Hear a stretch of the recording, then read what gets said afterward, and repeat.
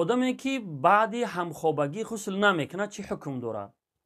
ҳар марду зане ки бо никоҳи ҳалол ҳамбистарӣ кардан бар онҳо ғусл воҷиб мешавад, яъне фарз мешавад ки тамоми баданшона бояд ки бишуванд бо оби пок. хоб агар ғусл накардани онҳо аз ҷиҳати тамбаливу сустишон буд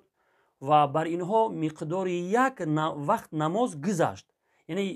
як вақт намоз гузашту инҳо ғусл накарданд, марду зан ҳардуш муртакиби гуноҳи кабира шуда инҳо гунаҳгор мешаванд, фосиқ шумурда мешавад инҳора. ҳамчунин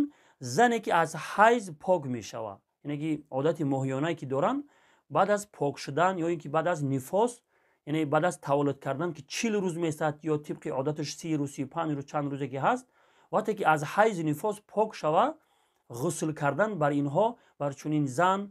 фарз мешавад. вақте агар миқдори як вақт намоз гузашту инҳо ғусл накарданд, инҳо гунаҳгор мешаванд ва муртакиби гуноҳи кабира мешаванд. хоб яъне ин дар сурате ҳаст ки ғусл накардани онҳо аз ҷиҳати тамбаливу сустӣ буд, вале агар аз ҷиҳати инкор агар ғусл накунад, яъне ҳамин ғусли ҷанобата фарз надона, ғусле ки баъд аз ҳайзи нифос мекунад ё ин ки ғусле ки баъд аз ҳамбистарӣ бо ҳамсараш мекунад, агар ҳамира лозиму зарурӣ надона, бигӯяд ки ҳеҷ гап надора, дар ин сурат ин хеле инсон мусалмон шумурда намешавад, яъне ин хеле инсон аз доираи ислом хориҷ астай, ҳам марду ҳам зан. ба ҳамин хотир ҳар марду зани мусалмон баъд аз ҳамбистарӣ